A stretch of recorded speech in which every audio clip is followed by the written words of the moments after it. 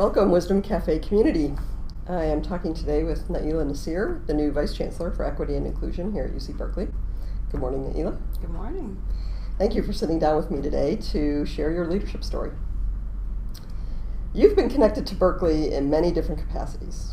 Yeah. As an undergraduate student, as a faculty member and department chair, as a faculty resident in the residence halls, the daughter of a staff member, and the mother of an alum. How have all these connections and experiences prepared you for this big new role you're taking on as Vice Chancellor of Equity and Inclusion? That's a good question. I think that what the multiple relationships to Berkeley does for me is it gives me a perspective on the ways different kind of contingencies of campus are experiencing it. So I think about my mom a lot in my relationships with staff because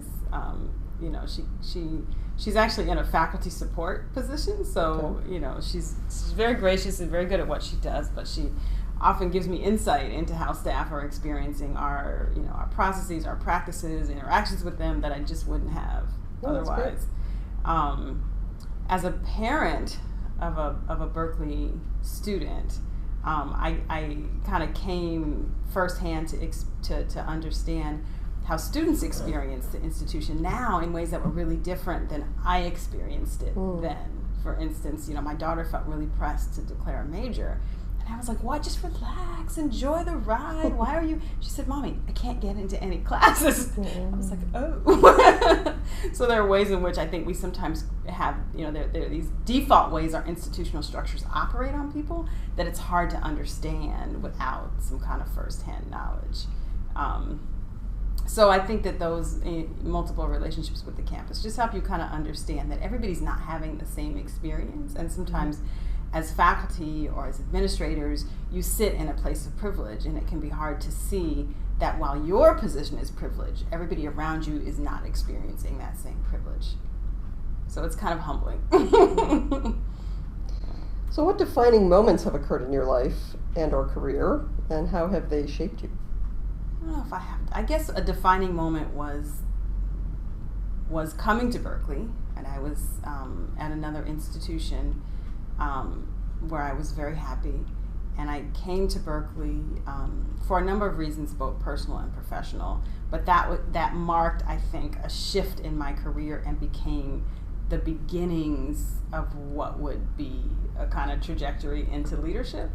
And I came to Berkeley because of what was then called the BDRI, the Berkeley Diversity Research Initiative. And I had been, I'd lived in the East Bay, most of my life, and was living in the East Bay, commuting down to the South Bay. And I did that every day for, 7 or 8 years. And during that time, people had said, well, you should apply for a position at Berkeley. And I was like, I don't want to go to Berkeley. Berkeley's not doing anything interesting around the kinds of things I care about. And then they were. And I thought, wow, what an amazing opportunity to be a part of this initiative that at the time was the diversity hiring initiative, but was bringing together folks who were studying race, culture, ethnicity, and inequality from various corners of campus to really build something collaborative. And that was really exciting for me. So I think coming to Berkeley and becoming a part of the BDRI marked for me the beginning of thinking institutionally and thinking about institutional change and thinking about how you build something collective where the whole is more than kind of the sum of the parts. So that was kind of a defining moment. I think another defining moment was becoming department chair of African American Studies, because it wasn't something I aspired to. Leadership wasn't something I aspired to. It just kind of was presented to me, and I got convinced by one of my colleagues who's now retired that I was the best person for this job. And in retrospect, he was a very convincing person. I think he did a number on me. But beginning to see myself as somebody who could be out front. I tend to be a person who hangs in the background. That's where I'm naturally comfortable. At cocktail parties, I'd much rather be like serving food than making conversation with strangers. So that was kind of the beginning of thinking about, well, maybe I do have something interesting to say, interesting to add. And I think it was about that same time that I I started a Twitter account and I started tweeting. I follow you on Twitter. Yes. And I did that as a very conscious way to be okay putting my opinions out there, because I tend to be very, I like to make peace. I like things to be conciliatory. And so I didn't like the idea of being out front and having people, you know, kind of watching me or being oppositional to me or disagreeing with me. And so the Twitter was kind of a way to pull myself into a space where it's okay to express strong opinions. It's okay to have people who disagree with you. It's okay to be out front. So that's definitely been a journey. Well, it's been interesting to follow you because when I heard you speak, I thought that you had a lot of interesting things to say, and that's when I started to look at your what you were saying on Twitter, and you post some interesting and provocative things. I think that's maybe a luxury faculty have more than staff always feel that they have. Yeah, that's that probably ability to true. speak out and say controversial things. That's probably true. But at the same time, if we don't say what we believe, then what are we doing? What are we doing here? So I think there's a fine line there, right? Yes. Obviously. But I think one of the deep realizations for me about that was that we all come with a unique perspective and something to add. And if we don't add that thing that's our special, unique thing to add, then we're not doing what we're supposed to be doing here. Well, I love hearing you say that because I very much agree with that. So as you look back, what core beliefs have guided your choices and actions? I guess a core belief that that everybody's important, right? In a system, whether you have formal high-ranking status in that system or not, everybody's actually equally important in a system. That's been a set of beliefs that has guided me. And that people act rationally, right? So if somebody's doing something as a part of an organization that you're a part of, and you don't understand why they're doing it, or it seems weird or crazy or out of line, it's because you don't understand the context. People tend to behave rationally. And so given what they've been through, what they've experienced before, that gives rise to whatever, you know, the kind of actions that are presenting themselves. So your job is to kind of understand that and create a system that is safe and nurturing for people. So I think that, you know, this is maybe cliche, but, you know, people say leadership is about service. I really, really believe that what it means is carrying the responsibility to create a system that is safe and healthy for the people in it. Like that's the core kind of part of the job. Because you don't always know the context. Right.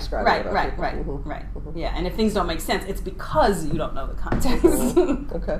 Well, I think that encapsulates what I think leadership is. Creating safe and healthy spaces for people, and spaces that develop people's full potential. Because I think a lot of times, you know, both with respect to students and staff and faculty, when the system's not healthy, people disengage or partially disengage or don't bring their full self to the endeavor. And then that's a loss, right? So I think helping to create environments where people can bring all of their good energy and unique skills and feel valued for those things is a core part of leadership. Great. And the other part I would say, sorry, is I think about helping people come to a collective vision. So I'm not one of those people that thinks I have all the answers and I'm going to tell everybody the great things that they should be doing, but rather I think the task of a leader is to harness the energy and wisdom and expertise and experiences of the people that you're working with to bring the group to kind of a collective vision and agenda for moving forward. So that would suggest that it involves listening. Yes. A lot of listening. Yes. Okay. I know you haven't started the role yet. You're about to formally start it in a couple of weeks. What do you expect to be the most rewarding and the most challenging aspects of this new job? I guess I would start with the most rewarding, and I've been kind of phasing in, so it's an interesting, you know, middle ground right now where I'm still doing some of the things I was doing before and wrapping things up, but also, you know, digging into this new work in many kinds of ways. I think what's rewarding about it is the opportunity to build something that does the kinds of things I was just talking about. I mean, I think that working on issues of equity and diversity and inclusion on this campus is some of the most important work we need to be doing right now. Because it matters for people's lives. It matters for how they experience this place, you know, again, from all different angles. It matters for what that means for where they go from here. So I think the work itself is really, really important. And there's some amazing things happening already on this campus. And just so many people on campus are doing such heartfelt, amazing things for students and for staff and for faculty that it's really exciting to work with those folks and build on that work. I think what's challenging is it's a lot of hats to wear.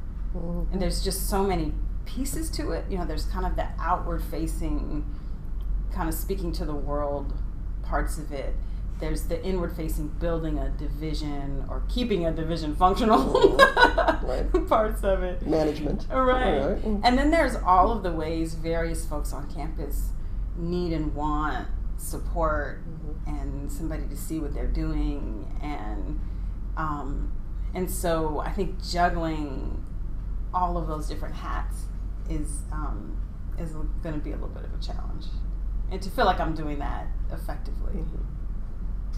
You've said that you want to make institutions more humane places. In what ways can you imagine doing that specifically for staff here at Berkeley? I think the issues are so big for staff at Berkeley. One, because we're a big, bureaucratic, slightly impersonal institution. Right? Two, because in many places of campus, there just aren't that many opportunities for advancement without coming out of your job title. And I think it's a fundamental structural issue that I don't know how we make big progress without working on that, a way for people to advance and get raises and feel like they're being seen and valued and their work is being valued. But I do think sometimes our structures work against people putting in their full effort. There's a way in which we reward being good enough. And it's our structures that do that. So where if people are really going overboard, giving their best and giving their all, there are very few ways we have to recognize them. And so there are some ways we have to recognize them, but I think it's a structural issue that we need to figure out. That's a very complex one. It is a very complex one. There's another part to this which has to do with the interpersonal interactions that staff experience, and I think too often those are not as respectful as they should be, particularly in relation to faculty and probably at times in relation to students. So I think part of that is building better communities and having communities where it's understood that everybody has a value place, that some of us are not more valuable than others actually, and that actually without staff the entire university would fall apart very quickly. And so, you know, how do we if we believe that and if we know that, how do we live that? And how do the structures support the knowing of that? And how do we help folks be a part of functional, supportive communities in their units? That's not very specific because I don't know yet how to do that. And the numbers are huge. I mean, I think the conference you all do is probably one part of that helping folks feel a part of a community that recognizes them, that supports them. I think that's really important, especially when the financial constraints are so pressing. So you talked earlier, it comes back to what you said in the beginning about everyone is equally important. So it's helping people actually know and feel that. Right. If you were to sit down today with a young new staff member, what advice would you give to that person as they start their career? I guess two things are coming to mind at once. One is to listen, right?